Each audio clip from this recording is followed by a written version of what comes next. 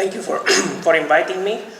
Today I'm going to cover topics for software engineering and how things are evolving in US regarding new technologies that we see emerging and how software engineering quality and testing start to play a bigger role. So software has become ubiquitous.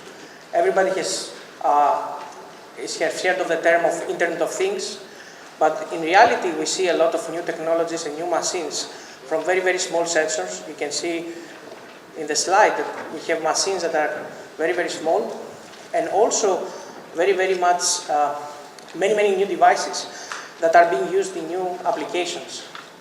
Many of the agricultural products in US are depending on sensors to measure for the moisture, the water, and the weather. And all these technologies are depending on the quality of software and also the capability, or our capability, to create new software that will allow us to take advantage of the new capabilities. Also, there is a very big new scale. We haven't designed software in the past that was interconnected with so many different things. For example, your TV nowadays comes with a full-blown system that runs applications that other people are developing, and you go and download them to play movies. I'm sure many of you are currently using your mobile device, which has a lot of applications that you downloaded from an application market. Many people nowadays start wearing all these wearable computers, which will measure their health and health activities. All of these are actually introducing software to a completely new environment and surrounding system, something that most of the software developers, when they were taught how to program, they didn't know how to use.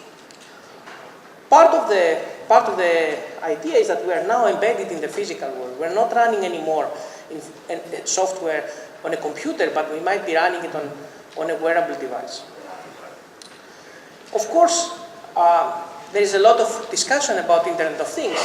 This is actually a 2014 July figure from Gartner that shows that on the top of our expectations and of the society expectations, as you see on the top there, is the Internet of Things.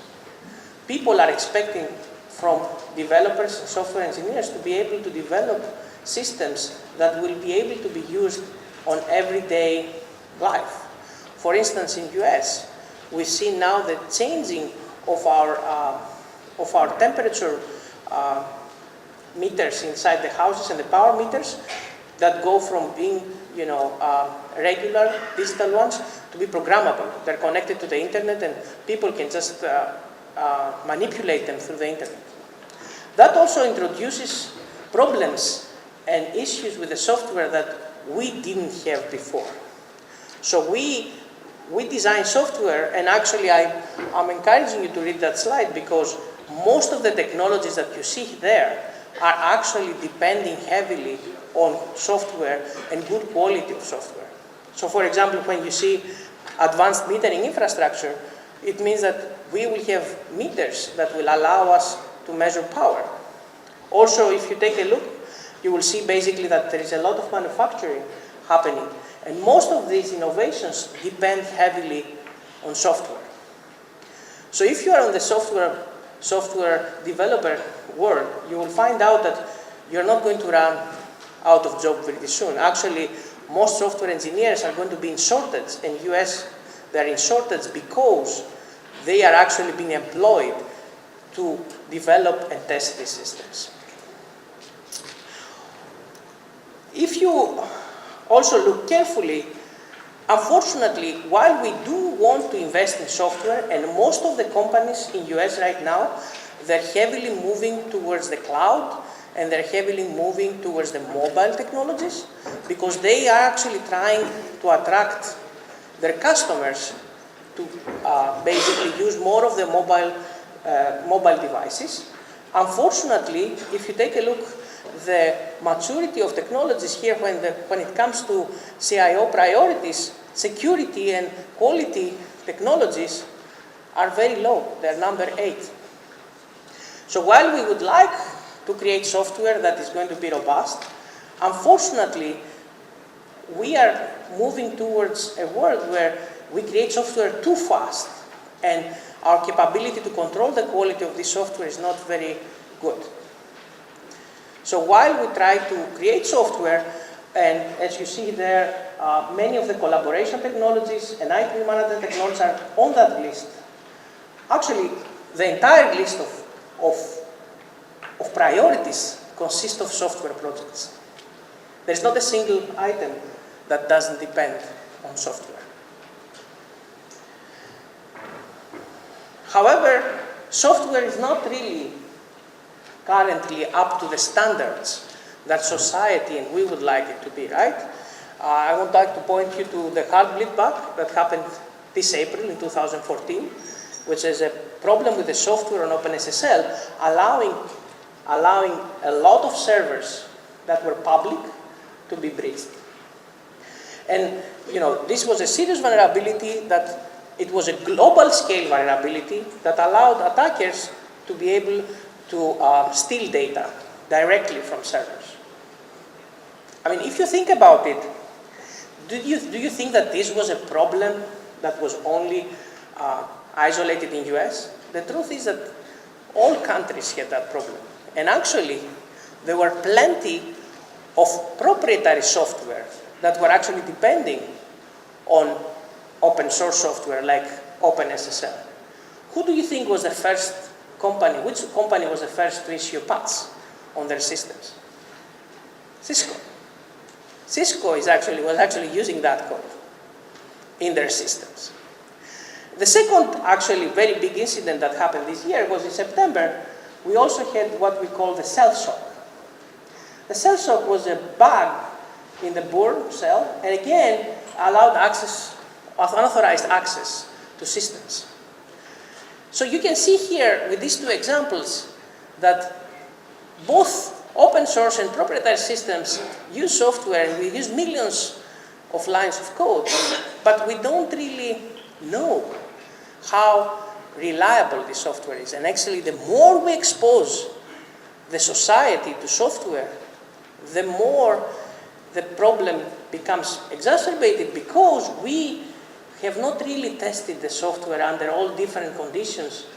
And nowadays, we don't use that much software in health, but the more we're going to go down that path, it's going to become more problematic, because the more we put software into critical systems, the more we're going to run into problems, because we have to test the code. Also, I get always the question when I give talks about software, we don't believe in open source software. We think that proprietary software is actually more secure. So if you have used this proprietary software, you would have been secure. But if you use now open source, or if you use software that's available online, you would be less secure. But the truth is, as I will show you, that proprietary software is not more secure than open source. It's actually a problem of software in the way that we continuously create software, but without really testing and verifying it. This is an actual study from a company called Coverity in US that actually looked into, as you see, millions of lines of code, both open source and proprietary, and actually more millions of lines of code from the open source projects.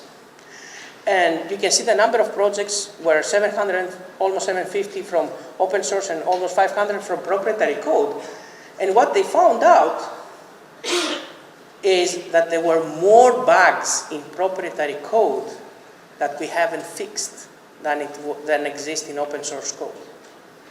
And if you take a look at the density that is actually on the bottom of this slide, you find out that the open source software is much more error-free than proprietary software. It's just that it is a perception that because the open source software is open and the closed source software is closed, it must be more secure. But in reality, if you actually perform automated tests, we try to find bugs, you see that there are more bugs in proprietary software.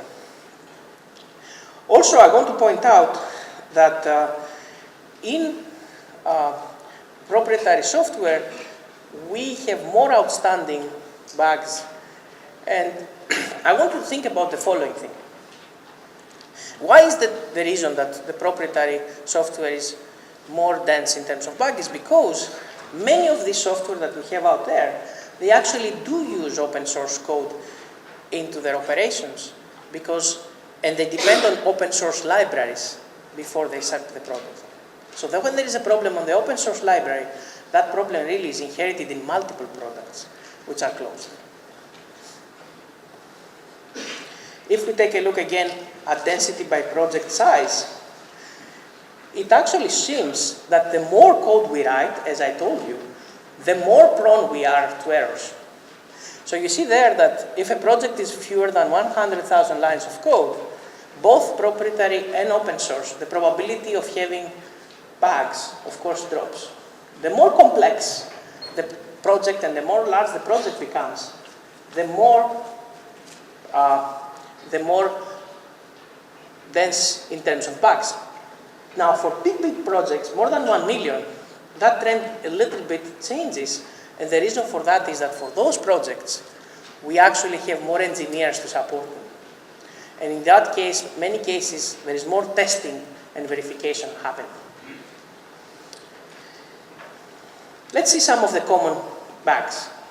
So you can see here on the category on the first column, and we have the dodgy code, which is usually code that is many software engineers write code, but that code might not be accessible in the end. It's dead code, basically.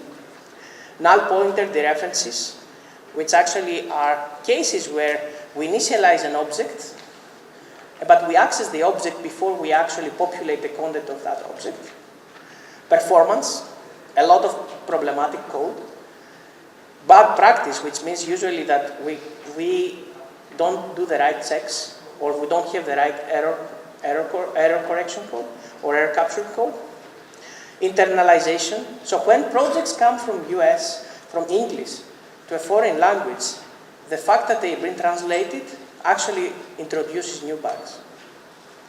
And you can see here there is a big list of bugs, and some of them are actually more severe than others based on their impact. However, recently, and actually this is a good news, is that we shifted from the regular desktop code into mobile code. And in mobile code, unlike the desktop code, we have one opportunity. We have the opportunity to control the markets where we download the software. And by doing so, on those markets, we can actually attach quality control. In other words, when you try to download the application from Apple, Amazon, from Google Play, from Windows stores, we have an opportunity before we download the application to do what we call quality control. And actually, if you see here, this is an actual project from National Institute of Standards and Technologies in US. They actually measured that for government organizations, they created a system where before an application reaches the mobile device, they actually run what we call an application testing portal. So basically, when a developer creates an application and he submits it to be introduced into a mobile device or a mobile phone, they take the application and they run it through a thorough set of tests before making it available to the end user. And what we found out, because I was part of this project, and by the way, if you put AppVet and NIST online, you can actually download the code, it's free. This project allows you to do what we don't do right now with code. Before you download and you put the code in the device, you test it. And the test that you can do can be anything that you choose. Like it can be any product that you like, from open source to closed source to anything. And by going through this very rigorous process, as you can see, you can actually have what we call a security assessor that says, okay, maybe this application is not very good for the environment or for my company, right? And maybe I shouldn't deploy it there. Or it might be the case that you allow that application to go through because the environment is okay, or the application is okay. We found out that many applications that you have for mobile devices create problem on the mobile device, draining the battery, exfiltrating information in terms of your location outside. So, in other words, by introducing a quality control process that starts with an application and going back to the application store, but before you make it available, you have tested the application, allows you to guarantee that the user will receive an application that at least has a standard in terms of quality control. And, different applications can have different requirements, as I will show you. It doesn't have to be that all the applications have the same requirement. And also, you can actually do the same thing without actually having a problem connecting directly. So basically, you can actually introduce this process even if you have what we call nowadays an enterprise store. So enterprise stores, large corporations, they have their own stores where their users can download applications from those stores, and in that store, you can actually introduce that process. How does it look like? You can see here, this is actually from the actual AppVet. It's a screenshot. So you can see here that we have many applications. For example, a medical application, a utility application. And actually, many of these applications pass the tests. And you can actually select a different set of tools that you will actually test the application with. And by doing so, you can actually get a warning or a pass. And by getting a warning doesn't mean that the application is not good. It allows you to go back to the developer and try to explain the problem to him and help him fix it. So right now, what we see in mobile devices is that there are a lot of very well-intended developers, but they make mistakes. So by introducing a testing phase and a quality control phase in their development process, they actually build better code, and then the end user, your user, is getting better quality application.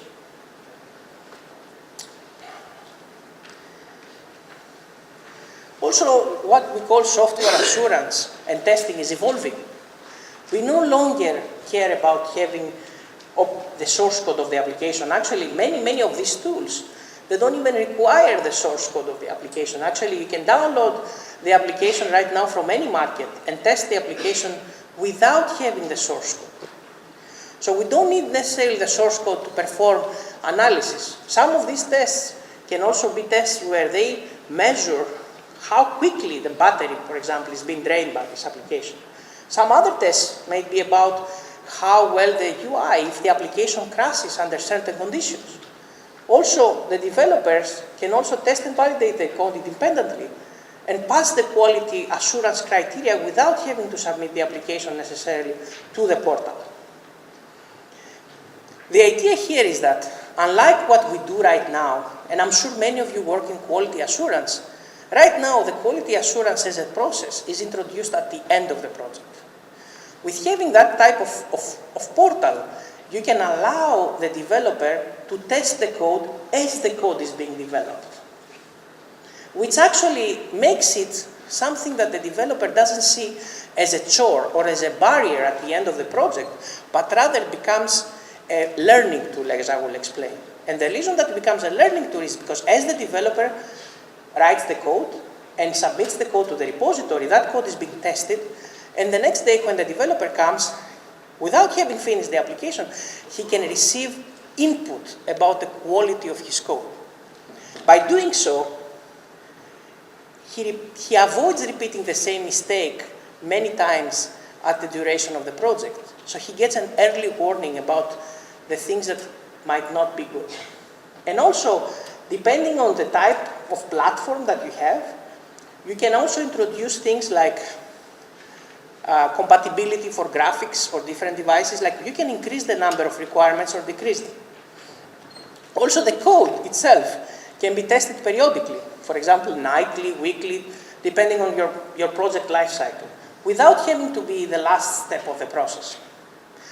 And as I said, it can also help educate the developers, which I think it's more important in that process, because the moment that you receive a report that the code that you wrote have some issues, you can go back and fix that code and avoid repeating the same mistake many times later.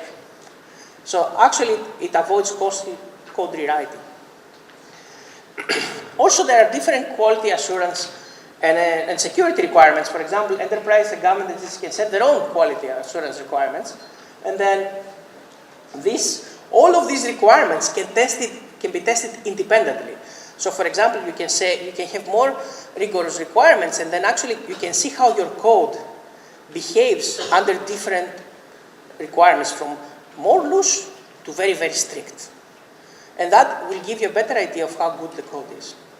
So, in other words, the goal here of this project is to set some requirements, but also through the testing, through continuous testing, educate the developers about what we call good coding practices.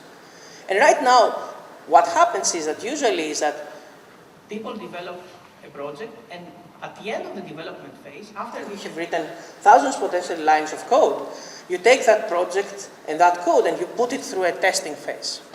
But that might be too late, because if there are many places where the code could have been improved, you should have done it throughout the duration of the project. Also, I'm giving you a couple of examples. These are live now. One of them is what we call the US government approved protection profile for applications. So in that profile, basically, they list a set of requirements that the applications have to be able to meet to be able to be deployed in US government systems. And also the National Institute of Standards and Technology has some interest in what we call automated combinatorial testing for software. It is a set of tests that you can actually run on your software to see if the software does well. Part of what the goal of this is to narrow down the testing that is being done by the end user. So you don't want your product to reach the end user. The end user becomes disappointed that the product that he received doesn't work on all conditions, or his device, or he's draining the battery, but allow you basically to fix that ahead of time.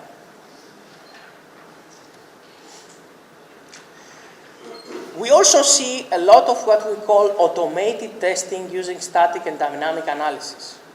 Software is tested now in cloud environments using automated tools. You don't have to go and take a look at the code line by line. There are very nice tools out there that you can actually run it on your code, and they can create a report for you with the lines where your code might have problems or defects, and you can go back and take a look at it and fix it. And as I said, we found out that in US, this process is actually very educating for the developers, and it increases their ability to write better code. Code report review by analysts. No matter how many automated tools you run, eventually it is a very good idea to have other developers look the code. And this will create what we call a uniform understanding of the code throughout the organization, especially if you have multiple coders coding the code. The idea here is that the goal is to reduce the time that it takes for the initial reviews and subsequent version updates. So we have worked with many big organizations where the code quality process, as I said, happens at the end of the development cycle, and that is actually a big mistake. Because by that time, the quality assurance becomes a barrier and a hindrance to the release of the product. Whereas if it happens throughout the development of the product, it becomes part of the life cycle and allows the product to get out quickly after the end of the developer process. Also, the developers receive comprehensive reports. Feedback to the developer is crucial to address the software flaws. We do want our developers to learn. Especially, imagine the following case, right? You have an organization, you don't have the developers that are needed, and you have to outsource some part of your development to a third party.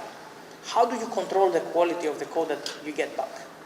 How do you control that all the parts? See, it's very easy for someone to give you code and say, hey, test the code yourself, and it does what I told you. But how do you know that there are no hidden gems in there. By doing automated testing, that allows you to exclude cases where unwanted activity is happening.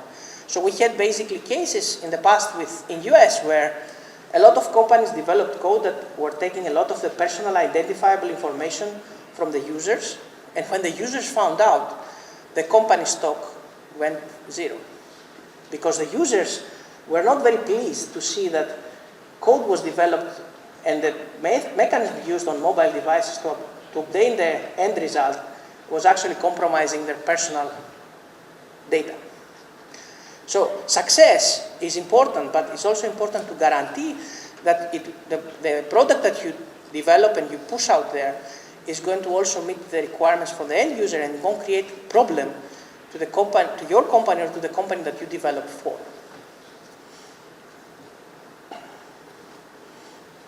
In conclusions, code testing and quality is crucial.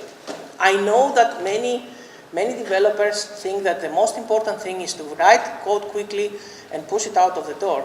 But right nowadays, code quality starts increasing, especially with the threats that we see coming from foreign countries. Because the more critical applications we have, depending on this code, the better code we have to be able to write to avoid creating a attack surface for the bad guys. Educating the developers is actually our first line of defense. I do not believe that you can have good code without having good developers. Actually, educating the developers to create good code is actually number one priority. Having the automated tools allows you to do that in a way that the developers don't feel that they're under pressure at the end of the project, but throughout the development of the project, making them learn as they code.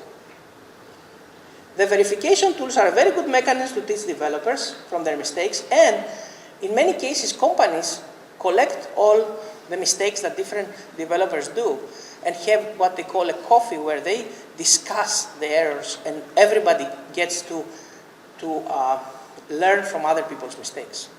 It's very nice to be able to learn from your mistakes without having the end user telling you that your product is not good. Software assurance becomes a big priority. Companies now realize that if they don't invest in software assurance, they will have the bugs that we discussed, the OpenSSL bug, they will have the cell bug. It costs millions of dollars to companies now to patch their systems, to reissue code. It's also a branding problem because they lose in terms of when it comes to data. I'm sure you heard the news that hackers 2 days ago got into Sony and they actually stole data, and some of that data was unpublished in theaters movies that are now online.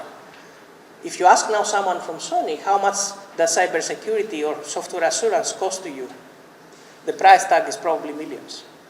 You don't want to be that example.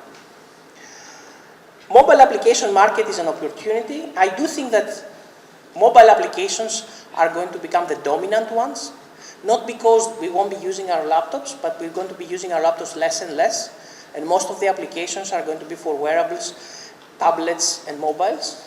And with the mobile markets, actually, we have an opportunity, instead of downloading code from the web, to control the quality, because there is one marketplace we can actually put quality assurance in place. And by consolidating the software distribution avenues, we can create what we call a better quality for software. And with that, I will take any questions.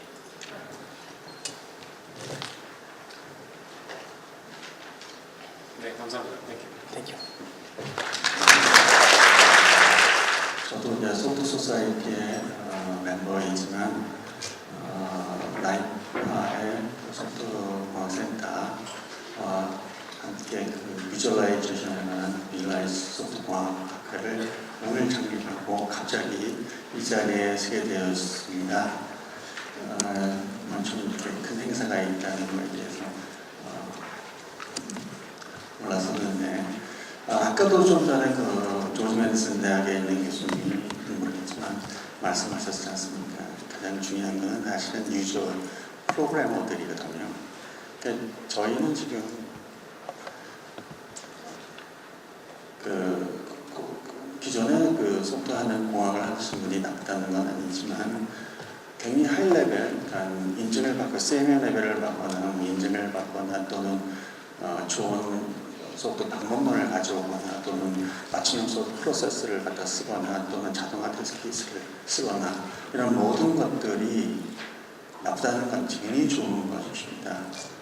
근데 문제는 뭐냐면 아까 좀 전에 한 슬라이드, 두 슬라이드를 봤는데 결국은 뭐냐면 정적 분석이나 동적 분석을 하겠다는 의미는 개발자들이 많이 계실지 모르지만 제가 컴퓨터 공학을 한 지 오래됐지만 저희 인사님들이 소프트 개발하는 테크닉이라든지 코드를 쓰라든지라는 내용을 받지 않고 한 세대들입니다. 제일 중요한 것은 뭐냐면 여러 개발자들이 엄청난 능력을 가지고 있는데 문제는 그들의 문제를 잘 모른다는 것입니다. 그래서 저희가 학교를 만든 이유는 그 단지 하나 코드를 얼마나 복잡도를 줄이느냐, 어떻게 하면 좋겠냐, 그거는 코드를 비주얼라이제이션해서 보여주는 것입니다. 저희가 한만 개발자들한테 너희 코드가 너무너무 나쁘니까 고쳐라 해도 듣지 않습니다. 그리고 저희가 또 하나는 뭐냐면 저희가 가나기 논원에 가서 우리와 함께 세미어 레벨을 배우러 갔었습니다. 엄청난 좋은 성수도 모델이지만 보잉사의 치프 엔지니어 장부라는 사람이 거기 있었는데 자기들도 방법론이 있고 다 있답니다. 근데 자기는 왜 세미어 레벨을 하냐면 자기가 그것들을 습득해서 그들의 나름대로의 방법론에 스며들게끔 한답니다. 그 이유는 뭐냐면 개발자들이 혼동을 한다는 것입니다. 제가 말하고 싶은 하나의 단위는 정적 분석, 동적 분석 도구를 쓰더라도 결국 그 도구는 누가 만들었냐면 사람이 만든 것입니다. 그 도구가 만약에 개발한 단계에 커플링이라든지 이퀘이션에 어떤 하나 커뮤니케이션을 못 했다면 절대로 좀 문제가 되는 애를 쓸 수 없는 것입니다. 제가 제일 중요하게 생각하는 것은 뭐냐면 개발자들의 코드의 습관을 어떻게 하면 조금씩 스스로 느껴서 고치냐입니다. 그래서 비주얼라이제이션을 하게 된다면 내 프로그램이 어떤 정도로 메스업하게 스파게티 같은 코드가 된다를 인식할 수 있거든요. 그럼으로써 조금씩 스스로 변화하게 되는 것입니다. 만약에 우리 선배님들이 저희들을 공부시킬 때 코드의 중요성이라든지 그런 것들을 우리가 배웠다면 굉장히 많은 복잡도가 낮은 소프트웨어를 개발할 수 있었을 겁니다. 이런 것이 된 다음에 기존의 소프트웨어 학회에서 하는 또는 과학자들이 하는 단계로 딜리버리 함으로써 물론 세미어 레벨도 받아야 되겠죠, 그죠?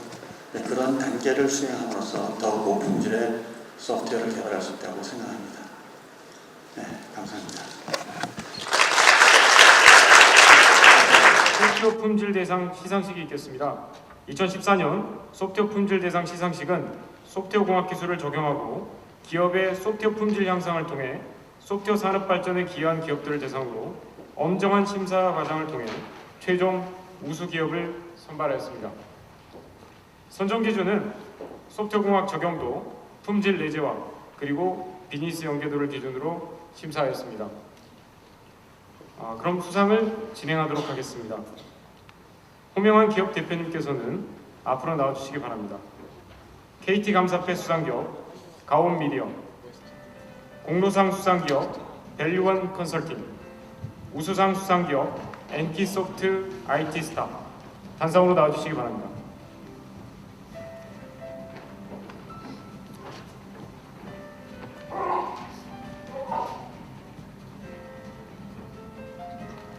KT 감사패 시상은 현재 KT와 소프트웨어공학센터가 추진하고 있는 소프트웨어 품질 기반 동반 성장 지원 사업을 이끌고 있는 KT 구매협력실 윤경모 상무님께서 해주시겠습니다.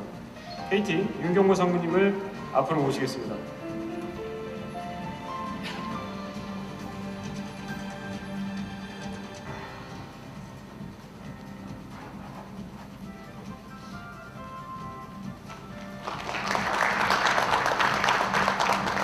KT 감사패 수상기업은 가온미디어입니다.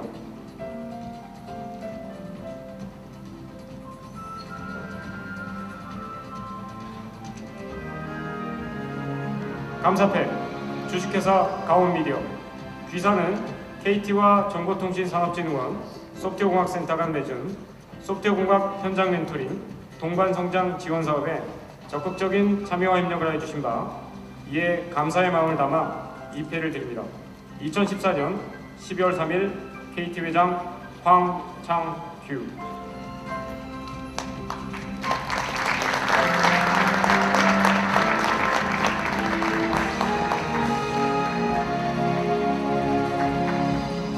사진 촬영을 위해 정면을 향해 주시기 바랍니다.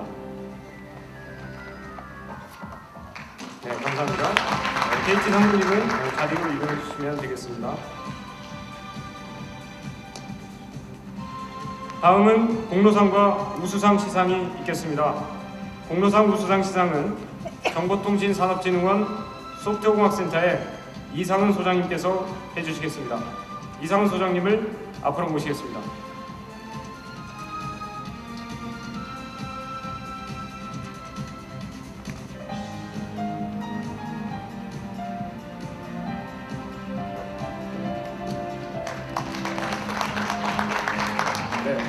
먼저 공로상 수상이 있겠습니다.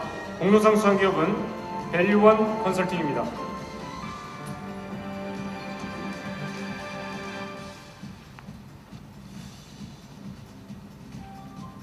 공로상 밸류원 컨설팅 귀사는 우리원과 협업하여 수행한 소프트웨어 공학 기술 컨설팅을 통하여 소프트웨어 기업의 소프트웨어 개발 생산성 및 품질 향상에 기여한 공로학품으로 이 상을 드립니다. 2014년 12월 3일 정보통신산업진흥원장.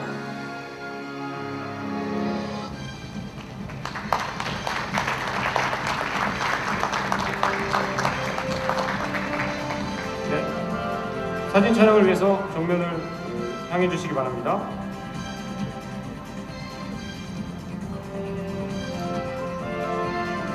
네, 감사합니다. 다음은 우수상입니다. 우수상 수상 기업은 NP소프트입니다.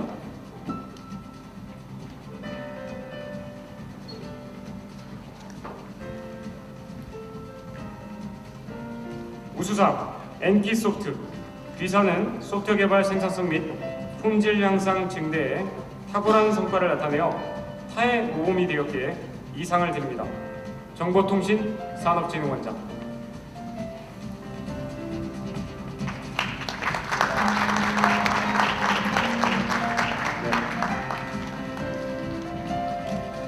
네, 사진 촬영을 위해 정면을 향해 주시기 바랍니다.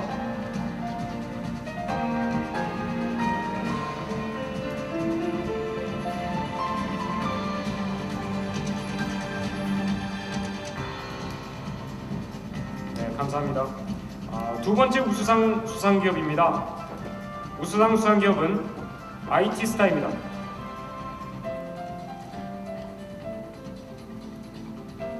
우수상 IT스타 이하 내용 같습니다.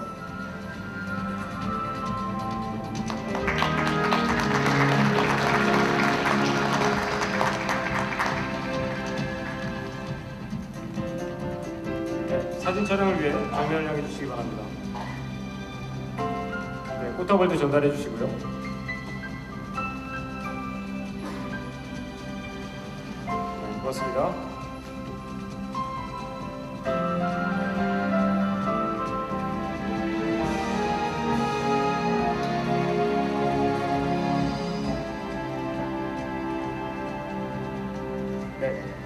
단체 사진을 찍도록 하겠습니다. 앞으로 모여주시기 바랍니다. 네. 사진 촬영 위해서 정면을 향해 주시기 바랍니다.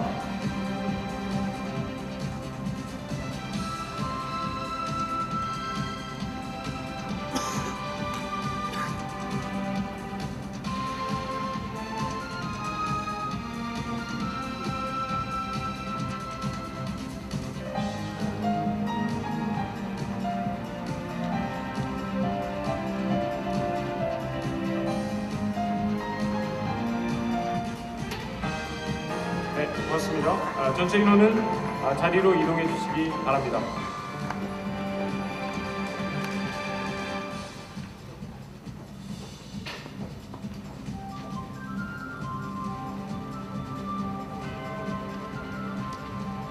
미래창조과학부 장관 표창은 소프트웨어 진흥팀 임성민 과장님께서 해주시겠습니다. 임성민 과장님을 앞으로 모시겠습니다.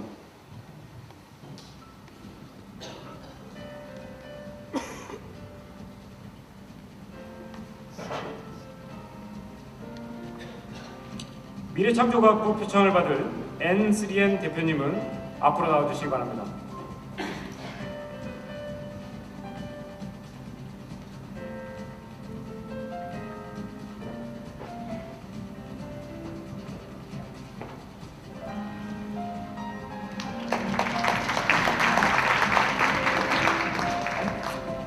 표창장 수상기업은 N3N입니다. 표창장 N3N 귀사는 소프트웨어 개발 생산성 및 품질 향상 증대에 탁월한 성과를 나타내어 타의 모범이 되었기에 이에 표창장을 수여합니다. 미래창조과학부 장관 최양희.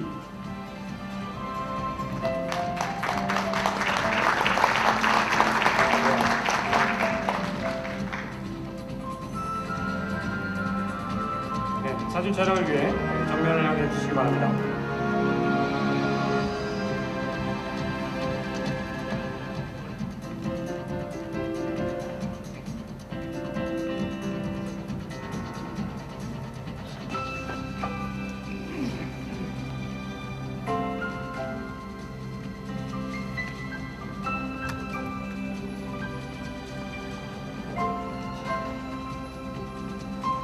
시상자 전체 기념 촬영이 있겠습니다.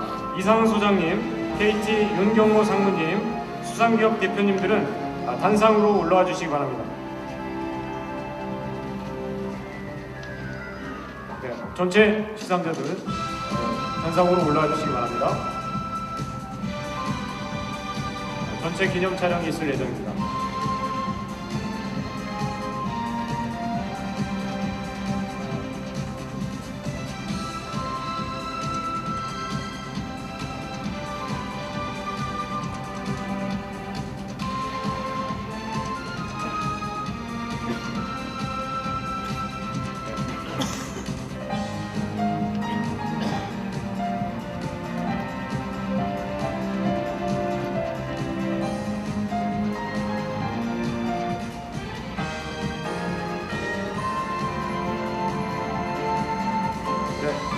이상 시상을 받은 기업 대표님들께 축하의 박수 부탁드리겠습니다.